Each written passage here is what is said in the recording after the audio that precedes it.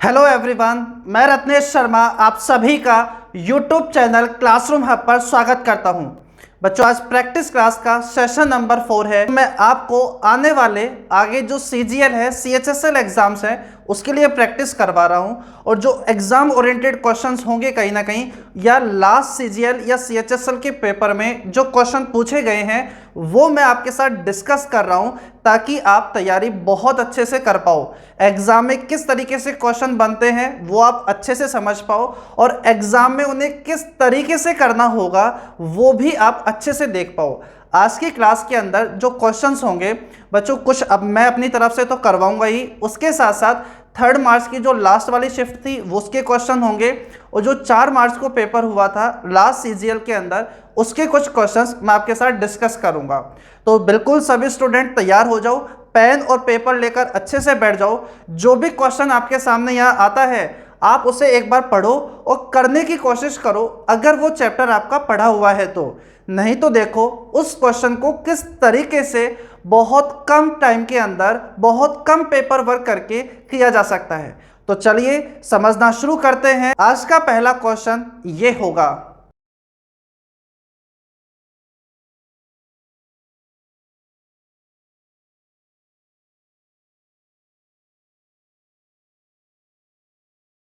चलिए समझते हैं क्या होगा इसका सॉल्यूशन। बच्चों, ये क्वेश्चन पूछा गया है 3 मार्च की 3rd शिफ्ट के अंदर पूछा गया था। In the given figure AP and BP are tangent to a circle, यानी AP और BP स्पर्श रेखाएं हैं वृत्त के अंदर, और वृत्त का केंद्र O है। यदि एंगल APB का मान 62 डिग्री का है तो AQB का मान क्या होगा। APB का मान 62 डिग्री का है और AQB का मान आपसे पूछ रहा है, और ये इसके अंदर टेंजेंट थी। अगर आपने चीज़ों को बहुत अच्छे से एनालिसिस किया हुआ है, पहले नंबर ऑफ क्वेश्चंस अगर आपने ज़्यादा किए हैं तो बच्चों कुछ क्वेश्चंस का बहुत इजीली शॉर्टकट बन जाता है। जैसे अगर आपके पास में यहाँ टेंजेंट आपके पास में है, ये एंगल आपको 62 दिया हुआ है, और यहाँ सरकमफेरेंस यानी परिधि पर बनने वाला एंगल पूछा जाए तो बच्चों वो हमेशा होगा 90 डिग्री माइनस का ये इसका हाफ कर दो, 62/हाफ, यानी कि 90 में से 62 डिग्री बाई 2 कर दोगे तो आपके पास रिजल्ट आ जाएगा 59। 31 घटा दोगे तो 59 आंसर आ जाएगा। ए ऑप्शन आपके क्वेश्चन का फाइनल आंसर है। बस ये चीज़ें आपकी बहुत अच्छे से एनालिसिस की हुई होनी चाहिए। बेसिक भी अभी मैं आपको समझा दूंगा, क्या कहना चाह रहा हूँ दोबारा समझो। आपके पास ये एक सर्कल है, सर्कल के अंदर ये टेंजेंट हो गई, स्पर्श रेखा हो गई, और यहाँ पर बनने वाला एंगल कितने डिग्री का है, 10 डिग्री का। अरे हाँ, और आपके पास यहाँ ये सेंटर पर बनने वाला एंगल है, और ये आपके पास में ये वाला एंगल पूछा जाए, परिधि पर बनने वाला एंगल पूछा जाए तो ध्यान रखना ये वाला जो एंगल होगा वो 90 डिग्री माइनस का हाफ ऑफ दिस होगा। तो 90 में से आधा कर दो, इसका 5 घटा दोगे तो क्या 85 डिग्री आ जाएगा क्या। अरे ठीक है, अगर आपने नंबर ऑफ क्वेश्चन ज़्यादा किए हुए हैं तो आप इस तरीके से सोच सकते हो, एग्जाम के अंदर भी और पहले भी। नहीं तो फिर आप मुझे एक बात बताओ, फिर आपको इस क्वेश्चन को सोल्व करने के लिए कुछ बातें और पता होनी चाहिए। छोटी छोटी बातें हैं कि अगर आपके पास सर्कल के अंदर ये एक स्पर्श रेखा है, ये सेंटर है, तो मुझे बताओ स्पर्श रेखा और त्रिज्या के बीच बना कोण हमेशा समकोण होता है क्या। क्या ये आपके पास टेंजेंट है, स्पर्श रेखा है, ये रेडियस है, तो टेंजेंट और रेडियस के बीच बना कोण हमेशा एंगल 90 डिग्री का होता है। ये आपके पास टेंजेंट है, स्पर्श रेखा, ये रेडियस, बीच बनने वाला एंगल कितने का होगा, 90 डिग्री का। अरे ये एंगल कितने का होगा, 90 डिग्री का। तो मुझे एक बात बताओ, ये टेंजेंट यानी स्पर्श रेखा है, ये आपके पास रेडियस है, ये आपके पास रेडियस है यानी त्रिज्या है, तो मुझे बताओ क्या यहाँ एंगल 90 डिग्री का होगा या नहीं होगा। अरे होगा। ये 90 मुझे बताओ, ये तो 180 हो गया। क्या मुझे बताओ क्या ये आपको क्वाड्रिलेटरल नोटिस हो रहा है क्या, चतुर्भुज। तो चतुर्भुज के चारों कोणों का योग कितने डिग्री का होता है, 360। 90 180 तो ये हो ही गए। अब बताओ इन दोनों एंगल का सम भी क्या 180 रहा होगा क्या। तो बताओ आपके पास में फिर ये कितने का हो जाएगा। तो बच्चों ये आपके पास हो जाएगा कितने का, 118 का। अरे कितने का हो जाएगा, 118 का।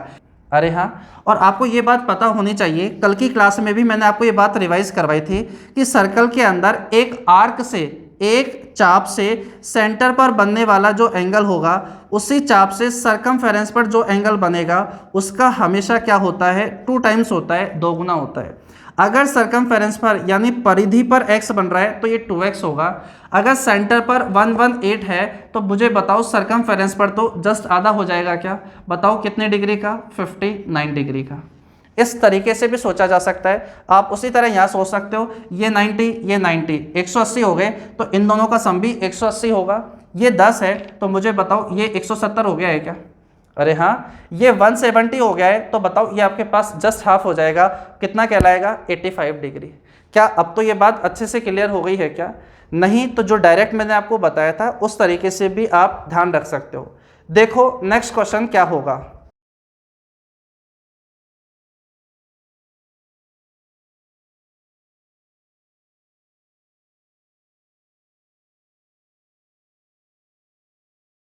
चलिए समझते हैं इस वाले क्वेश्चन का क्या सॉल्यूशन होगा। देखो इन शिफ्ट के अंदर लास्ट जो सीजीएल हुआ था उस पर हर शिफ्ट के अंदर 2 क्वेश्चन 3 क्वेश्चन ज्योमेट्री ट्रिग्नोमेट्री से देखने को मिले हैं। मेंसुरेशन से भी 1-2 क्वेश्चन आ जाते हैं, अलजेब्रा से भी। मैं अलजेब्रा के थोड़े से क्वेश्चंस मैं आपको कम कराऊंगा क्योंकि अलजेब्रा मैंने आपको डिटेल के अंदर पढ़ा रखा है। आपने अगर वो वीडियो देख ली है बहुत अच्छे से तो एक भी क्वेश्चन आपका गलत नहीं होगा, 100% गारंटी है उस बात की। जो मैंने आपको पढ़ाया था, जो उसके अंदर क्वेश्चंस कराए थे बच्चों, यहाँ जो भी मैं आपको पेपर एनालिसिस कर रहा हूँ ना, ये बहुत पहले ही मैंने कर लिए थे, जब पेपर बने थे उसके बाद ही। तो वहाँ जो अलजेब्रा के क्वेश्चन बने थे वो मैंने कहीं ना कहीं ऑलरेडी आपको करवा दिए हैं। जो भी पॉइंट पढ़ाया उससे जो इस सीजीएल के अंदर क्वेश्चन आया था वो मैंने वहीं पर करा दिया है। अब एक ही क्वेश्चन को बार बार रिपीट कराओगे तो उसका कोई मतलब नहीं मिलेगा। अरे ठीक है, देखो ये क्वेश्चन क्या होगा। क्वेश्चन में कहा गया है कि 2 sin थीटा माइनस का -8 cos स्क्वायर थीटा प्लस का 5 इक्वल टू आपके पास 0 दिया हुआ है। क्वेश्चन में कह रहा है थीटा का मान 0 से बड़ा है और 90 से छोटा है, तो बताओ tan 2 theta plus cosec 2 theta का मान क्या होगा। देखो अगर आपने ट्रिग्नोमेट्री पढ़ी है, चीज़ों को सही से एनालिसिस किया है, तो बच्चों यहाँ एक बहुत अच्छा हिंट मिला हुआ है कि थीटा का मान 0 से बड़ा है और 90 से छोटा है। यानी अगर आपको वैल्यूज़ भी याद रहती है तो 0, 30, 45, 60, 90 रहती है। अरे हाँ है ना, जिसमें आप 0 डिग्री और 90 डिग्री तो रख ही नहीं सकते। बोलो बस क्या क्या गई, 30, 45 और 60 डिग्री। अरे हाँ है ना। और बच्चों यहाँ पर आप थोड़ा सा नोटिस करो कि यहाँ पर साइन के ऊपर स्क्वायर नहीं है, इसका मतलब आपको इसको रियल नंबर में रखना होगा। अगर यहाँ पर ये स्क्वायर के फॉर्मेट में होता तो मैं यहाँ पर 45 डिग्री भी रख सकता हूँ, 60 डिग्री भी रख सकता हूँ, जो कहीं ना कहीं 1/√2 √3/2 होता है, जिसका स्क्वायर करूँगा तो वो ईजिली परफेक्ट वैल्यू में वो कन्वर्ट हो जाएगा। अरे हाँ है ना। तो बच्चों यहाँ पर सबसे पहला तरीका एग्जाम ओरिएंटेड अप्रोच ये हो सकती है कि थीटा इक्वल्स टू 30 डिग्री रखो। अरे हाँ बच्चों, क्वेश्चन खुद डिपेंड करेगा कि वहाँ पर किस तरीके से वैल्यू रखनी होगी। अगर आपको याद हो तो प्रैक्टिस क्लास में जब पहली क्लास थी उसके अंदर मैंने आपको कुछ पहली या दूसरे में ऐसे क्वेश्चन कराए थे जहाँ थीटा 0 डिग्री रख पा रहे थे या 90 डिग्री रख पा रहे थे, तो उसका भी मैंने वहाँ कारण बताया था कि ऐसा अपन क्यों रख पा रहे हैं। अब बच्चों यहाँ पर 45 और 90 डिग्री का मेरे दिमाग में क्यों नहीं आया, क्योंकि यहाँ पर साइन थीटा है। अगर यहाँ पर ओनली कॉस थीटा होता ना, अगर यहाँ पर बच्चों ओनली कॉस थीटा होता, कॉस स्क्वायर नहीं होता, तो मेरा दिमाग काम करता कि यहाँ थीटा की जगह 60 डिग्री रखो, क्योंकि अगर cos स्क्वायर होगा तो वो 1/√2 या √3/2 को तो स्क्वायर होने पर इजी वैल्यू में कन्वर्ट कर देगा। समझ पा रहे हो ना क्या अप्रोच होनी चाहिए क्वेश्चन के प्रति आपकी। तो बच्चों थीटा इक्वल्स टू 30 डिग्री रख दो, तो बताओ 2 sin थीटा आपके पास में बोलो कितना हो जाएगा, 1/2। चेक करो क्या 0 आ रहा है या नहीं आ रहा। थीटा 0 रखने पर -8 कॉस आपके पास 30 होता है, √3/2 स्क्वायर कर दोगे आपके पास में तो 3/4 प्लस का 5, जल्दी से देख लो 2, तो आपके पास में हो जाएगा 6। इधर से आपके पास में हो गया 1, तो 5 1 6, 6 से 6 कट जाएगा। और क्या 0 सेटिस्फाई हो रहा है क्या? यानी थीटा इक्वल्स टू 30 पर जो अप्रोच लगाओगे ना वो सॉलिड होनी चाहिए, उसके पीछे का लॉजिक सही होना चाहिए, तो कहीं नहीं रुकोगे फिर आप। अरे ठीक है, नहीं तो कुछ स्टूडेंट सोचेंगे क्या यहाँ 45 लगा कर देख लो, क्या 60 पर सेटिस्फाई हो जाएगा क्या, फिर सोचेंगे 30 पर। तो 30 पहले क्यों रख रहे हैं उसका भी रीजन आप जानो। अरे ठीक है, तो सीधी सी बात है 30 पर ये सेटिस्फाई हो गया। क्वेश्चन में पूछ रहा था tan 2 थीटा, थीटा 30 डिग्री है तो tan टू थीटा मतलब tan 60 का मान होता है √3 प्लस cosec 60 डिग्री का मान, बताओ cosec 60 डिग्री का मान क्या 2 में √3 हो जाएगा क्या? अरे ठीक है, √3 एलसीएम आ जाएगा तो 3 + 2 तो 5/√3। रूट तो नीचे कभी होता नहीं है, ऊपर नीचे √3 से मल्टीप्लाई कर दो तो 5√3/3 आपके क्वेश्चन का फाइनल आंसर हो जाएगा। सी ऑप्शन फाइनल आंसर हो जाएगा। अरे ठीक है बच्चों, अगर बेसिक ही बनाना है तो कोई परेशानी नहीं है। मुझे बताओ इस cos स्क्वायर थीटा को क्या साइन के फॉर्मेट में चेंज कर दोगे आप, और क्वेश्चन आपका इजीली सॉल्व हो जाएगा। कैसे? 2 sin थीटा, आराम से करते हुए जाओ, -8 1 माइनस का साइन स्क्वायर थीटा, ये बात तो आपको पता होगी, प्लस का 5 इक्वल टू आपके पास क्या है? 0 है। तो आप यहाँ सोल्व करोगे तो ये आपके पास -8 माइनस साइन स्क्वायर थीटा से मल्टीप्लाई होगा तो 8 sin square theta, 8 sin square theta, और ये आपके पास में पॉजिटिव 2 sin थीटा है ये आपके पास में, और बच्चों ये आपके पास में -8 और ये आपके पास में +5। तो बताओ ओवरऑल क्या बचा? -3 इक्वल टू 0। अगर साइन थीटा को मैं थोड़ी देर के लिए x से रिप्रेजेंट करूं तो मुझे बताओ आपको कहीं ना कहीं क्वाड्रेटिक इक्वेशन दिखाई दे रही है क्या? कि 8x² + 2x - 3। तो बताओ यहाँ से आप 2 फैक्टर करके x की वैल्यू निकाल पाओगे क्या? वैल्यू आपको यहाँ सोचनी पड़ेगी। जब वैल्यू सोचनी पड़ेगी तो क्यों नहीं हम पहले ही सोच लें। अरे समझ पा रहे हो ना क्या करना है? अलजेब्रा में मैंने आपको पढ़ाया है, अगर साइन थीटा को मान लो मैं x रिप्रेजेंट करूं, फिर वापस x की जगह साइन थीटा रख देना, तो ये 8x² + 2x - 3। तो x की ऐसी वैल्यू सोचो जो ऐड करने पर ये आए और मल्टीप्लाई करने पर ये आए, वहां से x की वैल्यू आ जाएगी और वहां से साइन थीटा रखकर फिर मैं आगे थीटा की वैल्यू निकाल पाऊंगा। समझ पा रहे हो क्या लॉजिक यहाँ लगाना है? तो उम्मीद है ये बातें आपको बहुत अच्छे से क्लियर हो गई होगी। बढ़ते हैं नेक्स्ट क्वेश्चन की तरफ, जल्दी से सोल्व करने की कोशिश करो।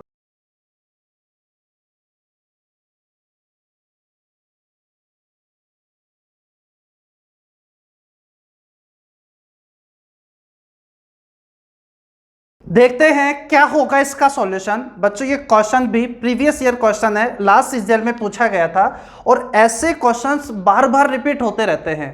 क्वेश्चन में कहा गया है ए और बी एक ही समय पर क्रमशः x और y से एक दूसरे की ओर बढ़ना शुरू करते हैं। ए की गति b की तुलना में 20% अधिक है। रास्ते में मिलने के बाद a और b को क्रमशः y और x तक पहुंचने में 2.5 आवर और x आवर लगते हैं। तो बताओ x का मान क्या होगा? देखो ऐसे क्वेश्चंस को बेसिक से नहीं करना होता, ऐसे क्वेश्चन का एक बहुत अच्छा सा कॉन्सेप्ट बना हुआ है। सभी स्टूडेंट जो भी एसएससी की प्रिपरेशन कर रहे होते हैं वो सभी उस तरीके से करते हैं। बेसिक अभी मैं प्रैक्टिस क्लास में स्किप करूंगा, जब कभी मैं आपको टाइम एंड डिस्टेंस पढ़ाऊंगा बच्चों तब उसका बेसिक मैं आपके साथ डिस्कस कर लूँगा। वो क्या? जैसे मान लो एक पॉइंट अपने पास ये है, एक पॉइंट ये है, जैसे ये अपने पास x है और ये वाला पॉइंट अपने पास क्या है? y है। A है एक व्यक्ति जो इधर की तरफ चलना शुरू करता है, मतलब y की तरफ। एक व्यक्ति B है जो x की तरफ चलना शुरू करता है। ठीक है, रास्ते में कहीं पर वो मिल जाएंगे, रास्ते में जहां कहीं पर भी मिलेंगे, उसके बाद जो A है वो अपनी डेस्टिनेशन पर, A की डेस्टिनेशन क्या है? Y तक पहुंचना, B की डेस्टिनेशन क्या है? X पर पहुंचना। रास्ते में यहां पर वो मिले, उसके बाद A अपनी डेस्टिनेशन पर आपके पास में मान लो T1 आवर के अंदर पहुंचता है, और B जैसे ही मिला था वो अपनी डेस्टिनेशन पर मान लो T2 आवर्स के अंदर पहुंचता है। ठीक है, तो बच्चों आपके पास में यहाँ स्पीड या टाइम से रिलेटेड कुछ भी 3 चीजें आपको दे देगा। जैसे मान लो इसकी स्पीड है S1 km/h, इसकी स्पीड मान लो आप S2 km/h। तो बच्चों इन 4 चीजों में से कुछ भी 3 चीजें देकर वो बाकी की चौथी चीज आपसे पूछ सकता है। तो एक छोटा सा कॉन्सेप्ट होता है कि एज स्पीड यानी ए की चाल, हिंदी में मैं लिख देता हूं कि स्पीड ऑफ ए, आपके पास इंग्लिश में आप लिख लेना ए की चाल बटे में बी की चाल। ये एक फॉर्मूला आप मानो या एक छोटा सा कॉन्सेप्ट निकल कर आता है, जब बेसिक करते हैं वहीं से निकल कर आता है। डायरेक्ट कुछ नहीं होता, जो बेसिक बनाते हैं उसी को फाइनल रिजल्ट बना देते हैं लास्ट स्टेप को। ए की चाल बटे में बी की चाल, रूट ले लो क्या? टाइम टेकन बाई बी, यानी बी को लगा समय, बी को लगा समय बटे में आ जाता है अपॉन में क्या? ए को लगा समय। ये ऐसे क्वेश्चंस को करने की सबसे बेस्ट अप्रोच होती है। आप बेसिक से करोगे, देखो 4 क्वेश्चन आपके सामने आएंगे इस तरीके से। जब आप एक बार इस तरीके से प्रैक्टिस कर लोगे ना तो बहुत जल्दी आप इसी तरीके से करना प्रीफर करोगे। बेसिक में थोड़ा सा कॉम्प्लिकेटेड हो जाता है एग्जाम के पॉइंट ऑफ व्यू से करना। क्वेश्चन में कहा गया है कि ए की जो स्पीड है ना वो बी की स्पीड से कितने % ज़्यादा है बच्चों, 20% ज़्यादा है। तो 20% का मतलब होता है 1/5।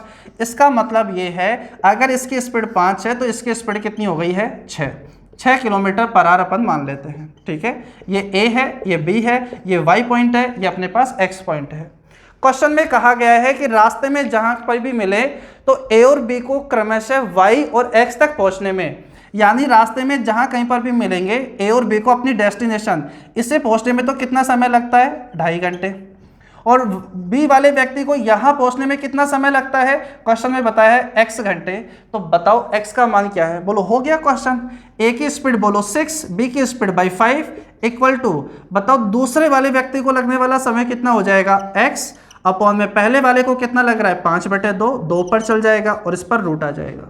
अरे क्लियर हो गई बात। अब बच्चों यहाँ पर ये रूट में स्क्वायर कर दो तो 36 अपॉन में 25 इक्वल्स टू हो जाएगा 2x/5। 5 से कट जाएगा 5 बार, ये 18 बार। तो आपके पास है, मुझे बताओ 3 पॉइंट समथिंग आपके पास सारे ऑप्शन ऐसे हैं। तो 5 3 15, 16 17 18, 3/5। बोलो कौन सा ऑप्शन है, बी ऑप्शन फाइनल आंसर आपका हो जाएगा। इजी क्वेश्चन है, बस कॉन्सेप्ट आपको ये पता होना चाहिए। बेसिक भी होता है, ज़्यादा मुश्किल नहीं है, लेकिन अभी प्रैक्टिस क्लास के अंदर थोड़ा सा टाइम कम रहता है, नंबर ऑफ क्वेश्चन ज़्यादा करने होंगे और बेसिक आपको समझा भी दूंगा भी, तो आप उसे एग्जाम में कभी अप्लाई नहीं करोगे। यही करना है, कॉन्सेप्ट समझ लेना, क्या है क्या नहीं है, क्या लगाना है क्या नहीं है। ठीक है, तो ये बात अच्छे से समझ में आ गई होगी। नेक्स्ट क्वेश्चन देखो क्या है, देखते हैं क्या होगा इसका सॉल्यूशन। ऐसे क्वेश्चन सिंप्लीफिकेशन से कभी कभी आपको देखने को मिल जाएंगे कि आपके पास कहा जाएगा इफ 1 अपॉन में 1 प्लस 1 अपॉन में 1 प्लस 1 अपॉन में 1 प्लस 1 अपॉन एक्स है, इसका मान 5/8 दिया हुआ है, तो बताओ x का मान क्या होगा। क्वेश्चन ऐसे बहुत आसान होते हैं करना, अगर आपने इनकी प्रैक्टिस की हुई है तो आप इजीली जज कर लोगे कि ये 8 है और ऊपर क्या लिखा हुआ है 5। इनके बीच में कितने का डिफरेंस है, 3 का, तो 3 यहाँ लिख दो। इनके बीच कितने का डिफरेंस है, 2 का, तो 2 यहाँ लिख दो और 2 ही आपके पास आंसर हो जाएगा, क्योंकि आपको 4th टर्म चाहिए थी। फर्स्ट सेकंड थर्ड और यहाँ 4th आपको चाहिए था, तो बताओ आपका आंसर कितना हो जाएगा, 2 हो जाएगा। अरे हाँ, क्या कर दिया मैंने, ये 8 है, ऊपर क्या है 5 है, तो 8 5 लिख दिया। इनके बीच कितने का डिफरेंस है, 3 का, वो यहाँ लिख दो। 5 और 3 में कितने का डिफरेंस है, 2 का, तो 2 आप यहाँ लिख दो। तो बच्चों बस आपके पास में 2 ही आंसर हो जाएगा। अगर आपके पास में 3 तो एक बार आ रहा है, तो चौथी टर्म के अंदर आपके पास x आ रहा है, तो चौथा वाला आपका आंसर हो जाएगा। इस तरीके से डायरेक्ट बना लिया जाता है। बच्चों बेसिक भी अभी मैं आपको समझा देता हूँ, लेकिन बेसिक थोड़ा सा लेंथी हो जाता है। जब क्वेश्चन को थोड़ा बड़ा तरीका हो जाता है ना, तो उसका शॉर्टकट अपने आप बनने लग जाता है, अगर वो एग्जाम ओरिएंटेड क्वेश्चन है तो। अरे ठीक है, देखो क्वेश्चन का तरीका तो ये होगा कि 5/8, इस 5/8 को मैं ऐसा लिख सकता हूँ क्या, 1 अपॉन में 8/5। मुझे बताओ क्या ऐसा लिखा जा सकता है क्या, 1 अपॉन में 8/5। बोलो ऊपर चल जाएगा, 5/8 का ही काम करेगा। बोलो इसका मतलब क्या है, इसका मतलब है 1 अपॉन में 5 का भाग दोगे तो 5 एकम 5, 3 रिमाइंडर बच जाएगा, जिसे मैं ऐसे कह सकता हूँ 1 + 3/5। 1 3/5 कहो या 1 + 3/5 कहो, बात एक ही होती है। अब मुझे बताओ इसी चीज़ को क्या ऐसा कहा जा सकता है क्या कि आपके पास में ऊपर तो है 1 अपॉन में 1 + 3/5 को क्या कहा जा सकता है, जैसा आपने पहले कहा था 1 अपॉन में 5/3, ईजिली आप कह सकते हो। अब बताओ इसी बात को और क्या कैसे चेंज कर सकते हो, बोलो 1 अपॉन में 1 + 1 अपॉन में 5/3। बोलो एक बार तो भाग चल जाएगा, रिमाइंडर बच जाएगा 2/3, आप फाइनल कहोगे, तो उसे मैं 1 + का 2/3 कह सकता हूँ। क्या बताओ धीरे धीरे क्या वो प्रोसेसिंग बन रही है क्या आपके पास कहीं ना कहीं। अब मुझे बताओ इसी तरह आप इसे क्या कह दोगे, 1 अपॉन में 1 + 1 अपॉन में 1 +, बोलो 2/3 का मतलब है 1 अपॉन में 3/2। अरे हाँ, तो सीधी सी बात होगी बच्चों, इसे वापस चेंज कर दो, 1 अपॉन में 1 + 1 अपॉन में 1 +, 1 अपॉन में बोलो 3/2 का मतलब आपके पास क्या होता है 1 प्लस आपके पास में एक बार भाग चल जाएगा 1/2 बचेगा तो उसे 1 प्लस 1/2 कहा जा सकता है। बोलो 1 1 1 और बोलो x की जगह आपके पास क्या आ गया है यहाँ पर, बोलो x की जगह आ गया है 2। तो बताओ क्या 2 तो ऐसे भी आ रहा था क्या?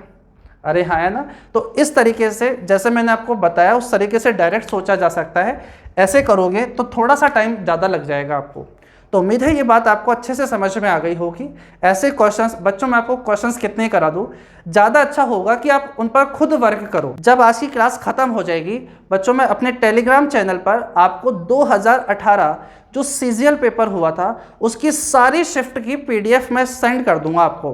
तो आपका काम होगा कि सैटरडे और संडे के टाइम में आप पूरा का पूरा जो मैथ वाला पेपर होता है आप उसे खुद सोल्व करने की कोशिश करो।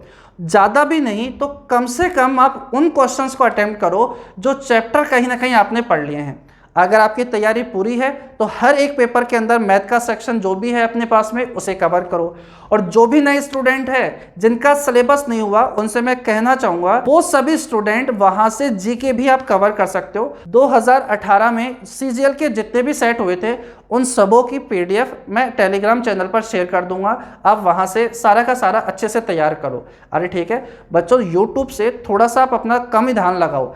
देखो यहाँ भी प्रैक्टिस सेट और भी कहीं प्रैक्टिस बैच चल रहा होगा और कहीं प्रैक्टिस बैच चल रहा होगा। ज़्यादा कंफ्यूज आपको नहीं होना कि आपने यहाँ भी पढ़ लिया वहाँ भी पढ़ लिया, तो फिर ज़्यादा आप कंफ्यूज हो जाओगे। ठीक है, कोशिश करो इस टाइम पर आप खुद ज़्यादा से ज़्यादा सेल्फ स्टडी करो, चाहे जीके हो चाहे मैथ्स हो चाहे इंग्लिश हो। थोड़ा अपनी पढ़ाई पर ज़्यादा कॉन्सेंट्रेट करो। ऐसा नहीं कि यूट्यूब पर इसका भी देख लिया उसका भी देख लिया, तो ऐसा होना जाना कुछ नहीं है। आपका टाइम खराब हो जाएगा और सिलेक्शन से आप थोड़ा थोड़ा पीछे हटते जाओगे। मैं भी प्रैक्टिस बेस्ड लिमिटेड ही आपके सामने रखूँगा और वो भी गैप वाइज रखूँगा, ताकि कहीं ना कहीं आपकी जो पढ़ाई है वो आप प्रॉपर तरीके से कर पाओ। आपके जो भी डाउट रहते हैं वो आप सेंड कर दिया करो, मैं आपके साथ वो डिस्कस कर लिया करूँगा।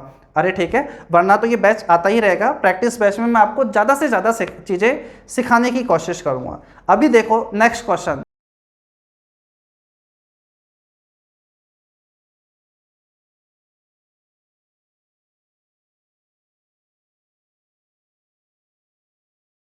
देखते हैं क्या होगा इसका सॉल्यूशन। लास्ट क्लास के अंदर टाइम एंड डिस्टेंस के क्वेश्चन डिस्कस नहीं हो पाए थे, तो आज दो क्वेश्चन डिस्कस कर लेते हैं। आसान ही क्वेश्चन बनते हैं बच्चों सीजीएल के अंदर। अब बच्चों में सीजीएल प्रीलिम्स के बैच के अंदर मैं मेंस वाले क्वेश्चन डिस्कस करने लग जाऊं तो वो भी कहीं ना कहीं ठीक नहीं होगा, क्योंकि वो टाइम टेकिंग वाले होंगे। कहीं ना कहीं क्वेश्चन का सॉल्यूशन होगा कि दो धावक क्रमशः 100 मीटर पर मिनट और 120 मीटर पर मिनट की गति से दौड़ते हैं। यदि दूसरा धावक दौड़ को पूरा करने के लिए पहले धावक से 10 मिनट कम समय लेता है तो दौड़ कितनी लंबी है। डिस्टेंस आपसे पूछी गई है। बच्चों अगर डिस्टेंस आपके पास में फिक्स होती है, अगर दो पॉइंटों के बीच की डिस्टेंस अगर फिक्स है, तो हमेशा ध्यान रखना कि जो स्पीड होती है यानी जो चाल होती है और टाइम का जो रेशो होता है वो एक दूसरे का इन्वर्सली प्रोपोर्शनल होता है। हिंदी में कहेंगे व्युत्क्रमानुपाती होता है। अरे हाँ, यानी बच्चों क्वेश्चन में कहा गया है दो धावक है 100 मीटर पर मिनट और 120 मीटर पर मिनट की गति से दौड़ते हैं। अब दौड़ेंगे तो ऐसा तो है नहीं कि एक तो जयपुर से जाएगा बॉम्बे और एक जाएगा दिल्ली। अगर डिस्टेंस है तो वो दौड़ रहे हैं तो एक ही डायरेक्शन के अंदर दौड़ेंगे और एक फिक्स डेस्टिनेशन की तरफ दौड़ेंगे। तो मुझे बताओ पहला वाला जो होगा आपके पास में और जो दूसरा वाला होगा उनकी स्पीड का क्या रेशो होगा। एक की 100 है, एक की 120 है। आप 20 की टेबल से काट दोगे 5 और 6 का रेशो आ जाएगा। तो बताओ टाइम का रेशो आपके पास कितना हो जाएगा 6:5। यानी पहले वाले को जो टाइम लगेगा वो 6 यूनिट लगेगा, दूसरे वाले को वो डिस्टेंस कवर करने में 5 का समय लगेगा। दोनों की टाइमिंग में कितने का डिफरेंस है 1 यूनिट का। एक की वैल्यू कितनी दी हुई है, कितना ज़्यादा लगता है कितना कम लगता है 10 मिनट। तो बच्चों 1 यूनिट की वैल्यू 10 मिनट है। अब आप किसी से भी सोल्व कर सकते हो। तो मुझे बताओ पहले वाले व्यक्ति को लगने वाला समय कितना है। तो बताओ क्या 6 यूनिट की वैल्यू निकाल दोगे तो क्या 60 मिनट आ जाएगा क्या। यानी पहले वाले व्यक्ति को वो डिस्टेंस कवर करने में 60 मिनट लगता है।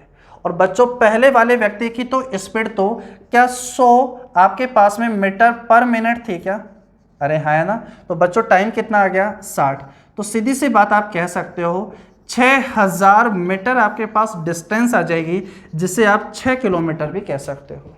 ठीक है बच्चों, ये चीज़ें ही आपको वर्बली कैलकुलेट करनी होती है। अरे ठीक है, जब मैं वर्बली कैलकुलेट कर रहा होता हूँ तो हो सकता है कुछ बच्चों को थोड़ा कम समझ में आ रहा होता है, इसलिए मैंने चीज़ें यहाँ लिख दी, वरना तो आप डायरेक्ट भी समझने की कोशिश कर रहे होंगे कि यहाँ टाइम का डिफरेंस दिया हुआ है और स्पीड दी हुई है, तो स्पीड को आप टाइम में चेंज कर सकते हो। अगर डिस्टेंस फिक्स होती है, जब दो पॉइंटों के बीच डिस्टेंस फिक्स होती है तो ये रिलेशन होता है। 5-6 का स्पीड का रेशो है तो 6-5 का टाइम का रेशो आ गया। 1 की वैल्यू आपके पास में 10 है तो 6 की वैल्यू 60 हो गई, यानी पहले वाले व्यक्ति को वो डिस्टेंस कवर करने में 60 मिनट लगता है। उसकी स्पीड पता थी 100, तो सीधी सी बात है 100 को 60 से गुणा करोगे 6000 मीटर आ जाएगा, जिसका मतलब 6 किलोमीटर होगा। क्लियर हो गई होगी बात। अगले क्वेश्चन पर चलो। आज की क्लास में मोस्टली इजी क्वेश्चन लिए हैं ताकि ज़्यादा से ज़्यादा बच्चे इन चीज़ों को समझ सके। ये क्वेश्चन पूछा गया है 3 मार्च की शिफ्ट में पूछा गया था, 3rd में। ठीक है, एज इट इज क्वेश्चन मैंने लिया है। देखो अगला क्वेश्चन।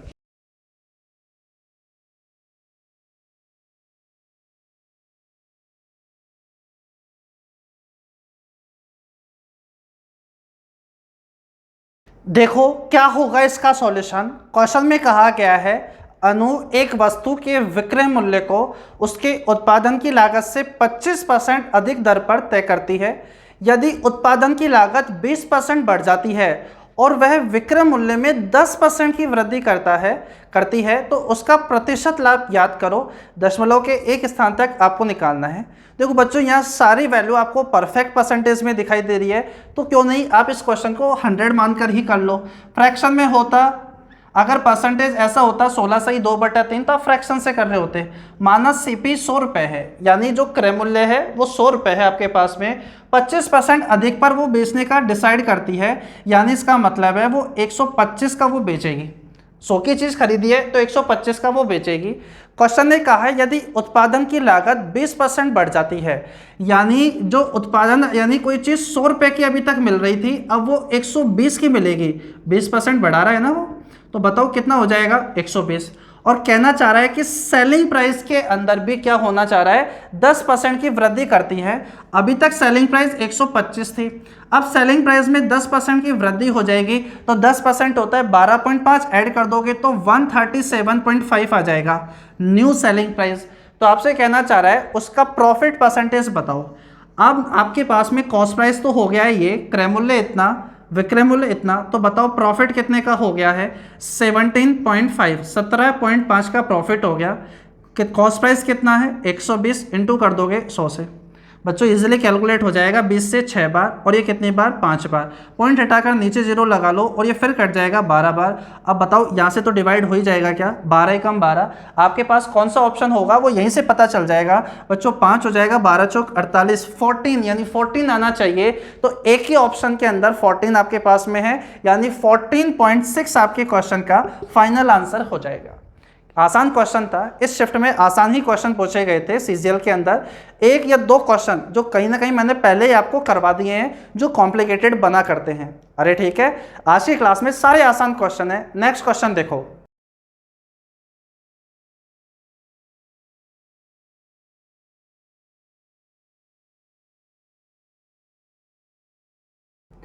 देखो क्या होगा इसका सॉल्यूशन। आसान सा क्वेश्चन है, सेम शिफ्ट के अंदर पूछा गया था।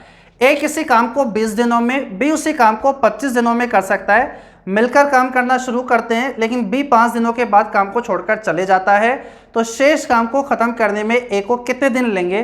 देखो अगर जो चैप्टर पढ़ लिया ना, तो वहाँ ऐसा कोशिश क्या करो कि बहुत कम पेपर वर्क करके हो जाए। अब बताओ ए 20 में, बी 25 में, एलसीएम आ गया 100, तो एफिशिएंसी की कितनी आ जाएगी 5 और 4। ए कह रहा है कि बी 5 दिन के बाद काम छोड़कर चल जाता है, तो हटाओ इसको। जो शुरुआत से जाना चाह रहा है उसे भगा दो, जो एंड से जाना चाहता है, कॉन्सेप्ट तो यही होता है, उसे रख लिया करो। तो बताओ बी 5 दिन में कितने पेड़ लगा के जाएगा, बोलो 1 दिन में 4, 5 दिन में 20, तो 100 में से 20 पेड़ वो लगा के गया है, तो 80 पेड़ इसमें इस पूरे पार्ट के अंदर ए ने लगाए होंगे। और ए तो 1 दिन के अंदर कितने पेड़ लगाता है 5, तो बताओ जब 80 के अंदर 5 का भाग दोगे तो 16 आ जाएगा। यानी ए ने इस प्रोजेक्ट के अंदर 16 दिन काम किया है। तो बताओ क्वेश्चन में कहा गया है कि शेष काम कितने समय में खत्म होगा। शेष का मतलब जब वो चले जाएगा उसके बाद। ए ने पूरे प्रोजेक्ट में 16 दिन काम किया है, 5 दिन तो वो महाराज भी बैठे हुए थे, तो बताओ शेष काम कितने दिन में ख़त्म होगा? बोलो 11 दिन में ही हो जाएगा क्या? अरे ठीक है, वरना बच्चों पेपर वर्क तो कितना ही कर लो आप। ए आपके पास में कितना है 20, बी आपके पास कितना है 25, एलसीएम आ गया 100, तो आप बोल दोगे ये आ जाएगा 5, ये आ जाएगा 4। क्वेश्चन में कहा गया 5 दिन के बाद ये चले गया, यानी 5 दिन तो काम करके गया है। एक दिन में 4 पेड़ लगाया करता था ये, 5 दिन में कितने पेड़ लगाए होंगे? 20, यानी 100 में से 20 पेड़ तो बी ने लगाए हैं। तो बताओ बचे 80 पेड़, क्या इस पूरे प्रोजेक्ट में ये पेड़ ए के द्वारा लगाए गए होंगे क्या? कुछ दिन बी के साथ और कुछ दिन अकेले। ए एक दिन में 5 पेड़ लगाता है तो 80 पेड़ लगाने में 16 दिन लगे होंगे। अरे हाँ या ना, यानी इस प्रोजेक्ट में ए ने 16 दिन काम किया है। तो बच्चों बी भी शुरुआत में काम कर रहा था, दोनों साथ साथ काम कर रहे थे, 5 दिन के बाद गया है, तो बच्चों 5 दिन आप हटा दो तो बताओ क्या 11 आंसर आ जाएगा क्या? यानी ए ने अकेले 11 दिन ही काम किया होगा।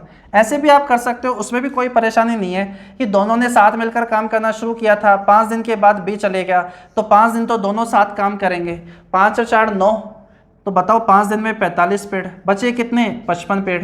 अब काम करेगा कौन? ए एक दिन में 5 पेड़ लगाता है तो 55 पेड़ लगाने में कितना समय लगेगा? 11 दिन। अरे हाँ है ना, टाइम एंड वर्क पड़ा है तो आसान है, वरना तो यही बहुत बड़ी चीज़ हो गई पीएचडी करने जैसी।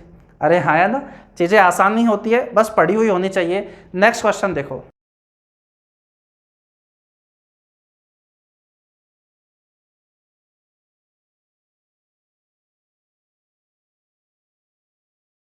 देखो क्या होगा इसका सॉल्यूशन। ये भी प्रीवियस ईयर क्वेश्चन है, पूछा गया था एग्जाम में। एक व्यापारी ने 5% के लाभ पर 63,000 रुपये के अंदर 6 सिलाई मशीन बेच दी है। यदि वह 15% लाभ अर्जित करना चाहता है तो 8 मशीनों को कितने रुपए के अंदर बेचना होगा? कोशिश करो बहुत कम पेपर वर्क हो आपका। बच्चों 63,000 रुपये के अंदर 6 सिलाई मशीन उसने बेची है, तो बताओ एक कितने की बेची होगी? इसका मतलब हो गया 6 5 30, यानी 105 आपके पास में 00, 10,500 रुपये की एक बेची है। अरे हाँ, और बच्चों यहाँ पर तो उसे 5% का भी लाभ हो रहा था क्या? यानी इसका मतलब हो गया 105% की वैल्यू आपके पास में हो गई है कितनी? 10,500 रुपये। तो बताओ कॉस्ट प्राइस यानी 100% का मान क्या 10,000 हो जाएगा क्या? इस तरीके से अब कहना चाह रहा है 15% लाभ अगर वो लेना चाहता है, तो बच्चों सीधी सी बात है, एक 10,000 की है, तो बताओ एक आपके पास में कितने की पड़ जाएगी जब वो बेचेगा 15% के लाभ पर? तो बोलो सीधी सी बात है, अगर आप देखना भी चाहोगे तो इसका 15% कितना होता है? 1500। अरे हाँ है ना, 1500 आपके पास में होता है, 1500 जब आप ऐड कर दोगे तो हो जाएगा 11,500। एक बेचेगा 11,500 की, तो 8 कितने की बेचेगा? बोलो 16 हो जाएगा। 000 8 5 40, 4 88 और 4 92, 92,000। कौन सा ऑप्शन है? डी। अब बच्चों बड़ा तो सीधी सी बात है, चैप्टर नहीं पढ़ा है तो ये आपको अजीब लग रहा होगा, पढ़ा है तो आसान होगा कि 8% के लाभ पर तो सीधी सी बात है सीपी आपने 100 मानी होगी, कॉस्ट प्राइस क्या मानी होगी? 100। 5% के लाभ पर वो 63,000 रुपये के अंदर 6 सिलाई मशीन बेचा करता था, तो एक कितने की बेचेगा? तो बोलो एक बेच देगा आपके पास में कितना? 10,500 रुपये की। लेकिन ये तो तब है जब उसे 5% का प्रॉफिट हो रहा था। 100 की चीज़ खरीदी थी, 5% के प्रॉफिट पर वो बेच रहा था, इसका मतलब 10,500 जो प्राइस है सेलिंग प्राइस, वो 105% की वैल्यू है। तो बताओ सीपी कितना हो जाएगा? 10,000 रुपये। अब वो 15% के लाभ पर बेचना चाह रहा है, तो बताओ एक सिलाई मशीन अब कितने रुपए की बेची जाएगी? 115% की वैल्यू। तो बताओ क्या ये हो जाएगा क्या? बच्चों 115% मतलब एक मशीन इतने की है, 8 पूछ रहा है तो 92,000 की हो जाएगी। इससे आसान प्रैक्टिस बैच नहीं होगा। आज बहुत ही ज़्यादा मैंने इजी क्वेश्चंस ले लिए हैं, ये सभी से हो जानी चाहिए भाई। अगर ये भी नहीं हो रहा तो सच में मानो कि दिल्ली सच में बहुत ज़्यादा दूर है। अरे ठीक है, नेक्स्ट क्लास लेकर जो आऊँगा उसमें बहुत अच्छे क्वेश्चंस आपके साथ डिस्कस करने वाला हूँ। आज सारे आसान कर लिए, नेक्स्ट में और अच्छे क्वेश्चंस आपके साथ डिस्कस करूँगा मैं, तैयार रहना आप लोग। देखो अभी नेक्स्ट क्वेश्चन।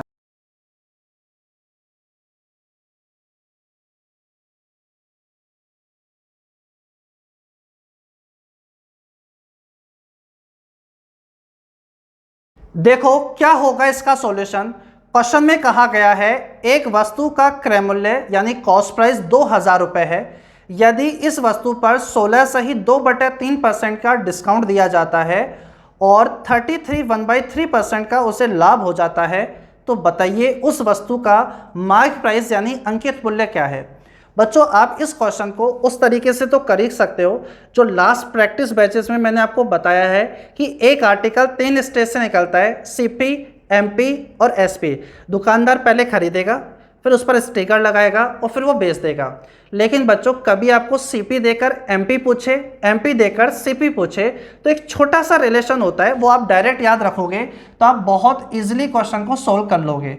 वो रिलेशन होता है सीपी अपॉन में एमपी इक्वल टू 100 माइनस का डिस्काउंट परसेंट अपॉन में 100 प्लस प्रॉफिट या फिर लॉस का परसेंटेज। ठीक है, अगर आपका परसेंटेज डिस्काउंट वाला या प्रॉफिट लॉस वाला फ्रैक्शन वाला है, जैसे यहाँ 16 से 2/3 है, 33 1/3 है, तो बच्चों ये 100 को भी आप फ्रैक्शन में ही कन्वर्ट कर लो। 100 का फ्रैक्शन क्या होता है 1।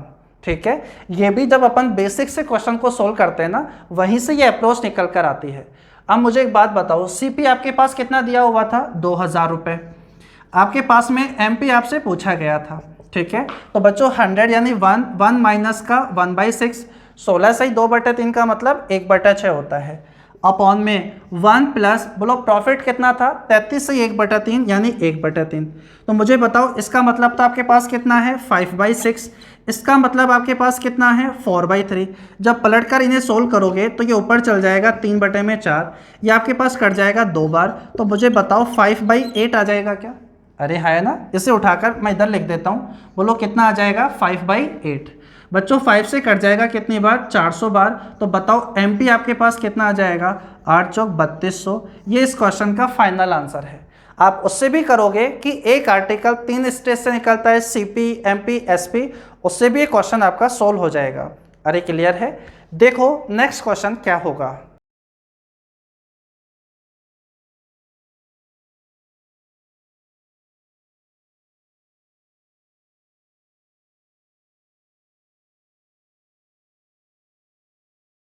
समझते हैं क्या होगा इसका सॉल्यूशन। आपसे कहा गया है त्रिभुज एबीसी में एंगल ए 90 डिग्री का है तथा एम बीसी का मध्य बिंदु है और डी बीसी पर इस प्रकार से बीच में है कि एडी परपेंडिकुलर बीसी है। AB 7 सेंटीमीटर है, AC 24 है, तो AD और AM का रेशो पूछा गया है। देखो क्या होगा इसका सॉल्यूशन। क्वेश्चन में कहा गया है कि आपके पास ये एक ट्राइंगल है और जहां बच्चों आपके पास एंगल ए तो 90 डिग्री दिया हुआ था ही, तो ये अपन B और C अपन मान लेते हैं। क्वेश्चन में एक बात कही गई थी कि एक पॉइंट है आपके पास में M जो BC का मिड पॉइंट हो गया, कोई बात नहीं। यहाँ आपसे कह रहा है कि डी बीसी पर इस प्रकार है कि AD परपेंडिकुलर ऑन BC, यानी AD आपके पास में लंब है आपके पास में किससे BC से, कोई बात नहीं है। तो आपसे कहना चाह रहा है AB तो आपके पास 7 है, ये आपके पास 24 है। तो मुझे एक बात बताओ सबसे पहले, पाइथागोरस थ्योरम से ये 7 ये 24, तो क्या ये 25 ही होगी क्या?